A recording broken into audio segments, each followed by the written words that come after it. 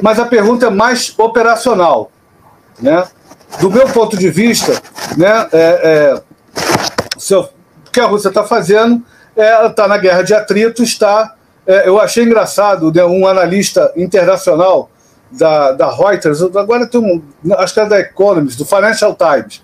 Não, a Ucrânia está desgastando a Rússia. Ainda bem que eu moro no segundo andar, então quando eu pensei em me jogar pela janela, não seria grande estrago, porque segundo andar e tal, você sabe como é que é.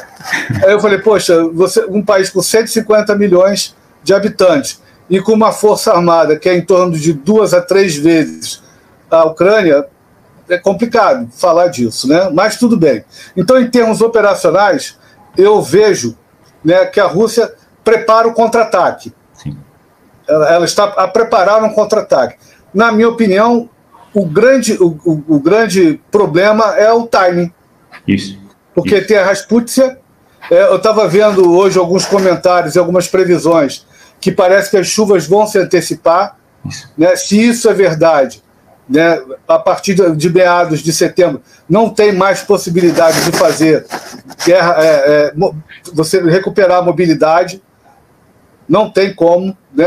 As unidades, tanto mecanizadas quanto as blindadas, né, não vão sair naquele terreno, aquele terreno preto, argiloso, prende o blindado, né? A gente sabe disso, né?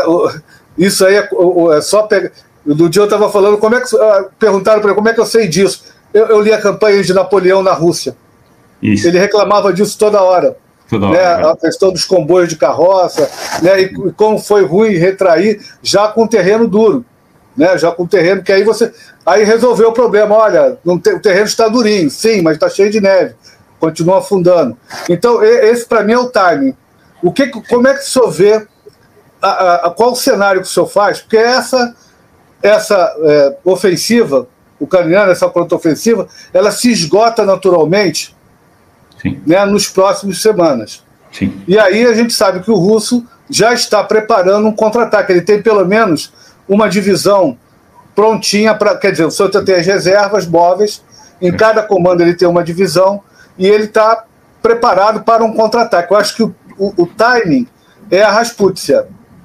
O senhor concorda com essa análise? Como é que o senhor está vendo esse cenário? O cenário em que, nesse momento, ou seja, a Ucrânia já atingiu o seu ponto culminante do ataque, ela tende a estabilizar uma linha, provavelmente ela vai recuar um pouco para estabilizar uma linha de defesa, e a partir dali nós achamos que os russos irão ao ataque. O senhor concorda com essa análise? Qual a sua perspectiva? Qual o cenário que o senhor faz? Sr. Professor, é impossível apresentar a questão de uma forma mais clara e até contextualizado tão bem. O Sr. Professor contextualizou muito bem, com todos os condicionantes, todos os fatores. A pergunta do $1 milhão, efetivamente, é o quando. E há aqui talvez, por um lado, é muito importante aquilo que o Sr. Professor acabou de referir, que é, temos que perceber como é que os russos combatem. Temos que perceber como é que combatem. E temos que perceber também como é que os ucranianos combatem. E estão a combater de maneiras diferentes. Os ucranianos estão a combater numa operação de armas combinadas. Estão a seguir o Air Land Battle sem ter air, que é o mais... Porque o Ocidente convenceu-se que os drones, os FPVs, aqueles pequenos drones, porque nem grandes drones têm a Ucrânia, não é? Os russos têm os Shahed-136, têm uma panóplia enorme de... Agora, mas o Ocidente convenceu-se que, como correu bem o ano passado, em setembro, outubro, em setembro e outubro, naquela ofensiva de verão, agora ia ser a mesma coisa. Não é. Portanto, os ucranianos estão a combater numa lógica de armas combinadas, de infantaria, carros de combate, apoio aéreo através de drones, contando que o apoio aéreo pode ser dispensado porque tem os HIMARS fazem, digamos, aquele ataque de precisão que normalmente a Força Aérea faz, porque tem os mesmos M77, aquelas obuses de artilharia, aquelas peças de artilharia, mais propriamente, que têm aquelas munições Excalibur, que têm uma precisão também de metros. Portanto, portanto, há a ideia de que a artilharia de precisão que hoje a Ucrânia dispõe seria suficiente e dispensaria a componente aérea. Esta é uma interpretação pessoal, naturalmente, mas eu creio que o seu professor corroborará. Depois, houve também, lembramos, um esforço, em certa medida, dos países europeus de fazer chegar à Ucrânia um conjunto de meios aéreos, MiG-29, alguns Sukhoi 24, Sukhoi 25, que havia em depósito, outros que ainda voavam. Portanto, todo o Ocidente, isto é, todos os países do antigo Pacto de Varsóvia, que hoje integram a NATO, ou que são candidatos à NATO, nomeadamente a Macedónia do Norte, também cedeu os seus meios. Portanto, há todo um conjunto de países que cederam tudo o que tinham. Mas o que é uma verdade, e a Ucrânia ainda tem alguns Sukhoi 24, e isso, por exemplo, hoje sabemos que foi abatido no Sukhoi 25, não é importante, mas os Sukhoi 24, que são importantes para o lançamento do Storm Shadow, por exemplo, ainda voam.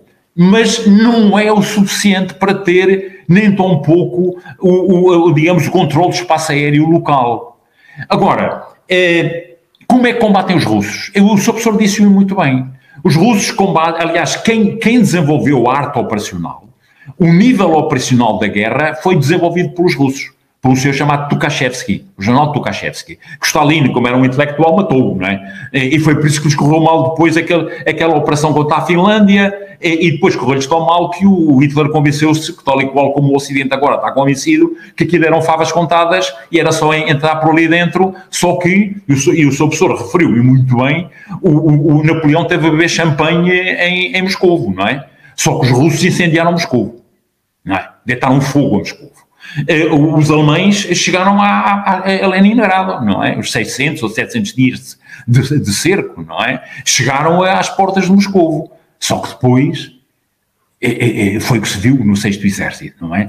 Portanto, a Rússia é um país imenso e as forças morais do povo russo não são menores que as do povo ucraniano. O povo ucraniano tem umas forças morais muito grandes e está muito galvanizado, certamente, mas aí equilibram-se. Ora bem, o que é que os russos estão à espera? Nós ouvimos, e aí há 3 pessoas que temos a ouvir com muita atenção, que são aqueles que definem a estratégia da Rússia. Um é Putin, na parte política, outro é Naryshkin, que é o chefe dos serviços de segurança, Sergei Naryshkin, e outro é Medvedev, que às vezes achamos um bocado anedótico, faz de polícia mau, mas o que ele diz é importante. Porque é talvez este triângulo que define a estratégia, a grande estratégia da Rússia. Todos os outros são peões. Todos os outros são peões. E ouvimos Putin dizer aqui há algum tempo, logo no passado mês, no final do primeiro mês da campanha, que os ucranianos ainda têm potencial de combate. O que é que os russos estão à espera? Precisamente de desgastar o potencial de combate ucraniano. Agora aqui o relógio não joga a favor dos russos, como o seu professor disse muito bem, porque vem aí as chuvas. Vem aí aliás, choveu anteontem, já se via viaturas a atolar, etc., não é?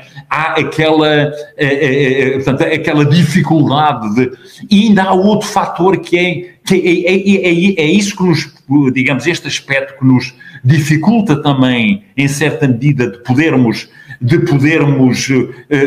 com alguma certeza equacionar ou poder, digamos, apresentar uma perspectiva, uma perspectiva de quando um cenário de uma ofensiva russa, que é a questão de também há eleições, há aqui 2 condicionantes para a Rússia. Por um lado o Putin tem eleições em março do ano que vem, e isso pode condicionar a decisão. E ao contrário da Ucrânia, que suspendeu as eleições, que também tinha, compreensivelmente, diga-se de passagem, o contexto de cada país é de cada país, não faço análises, pois cada um das senhoras e dos senhores que gentilmente nos acompanham fará a sua análise, não é? Mas Putin vai manter, pelo menos até agora, vai manter as eleições, e as eleições são, é difícil fazer eleições e sabemos que quando há uma ofensiva o fundo de mortes é grande, não é? Portanto, há um preço a pagar. não é? E porque há aqui um trend, dizem os anglo-saxónicos, há aqui uma linha que já vimos, que, digamos, a economia de esforços, como há pouco o Sr. Rodolfo da Terza referiu, a economia de esforços é um dos princípios da guerra, porque eu não posso ter uma batalha de pirro, não posso ganhar a batalha, mas perder o exército, não é? E depois não se ganha uma batalha só no plano tático. Aliás, conhecemos o general que ganhou as batalhas todas, mas perdeu a guerra. O general Aníbal Barca, não é? Ganhou as batalhas todas, mas perdeu a guerra.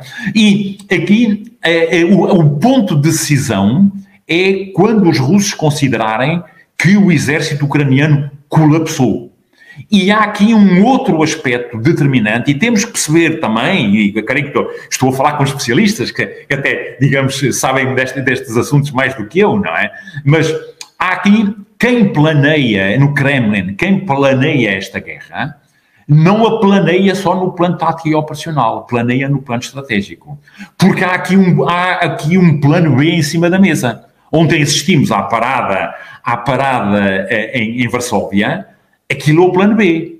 O posicionamento do Wagner na Bielorrússia é uma medida precautelar, porque quando se verificar a ofensiva, e o Sr. Professor colocou a questão, vai haver ofensiva, aliás, não colocou, como estão disse, como a afirmação, vai haver uma ofensiva, vai.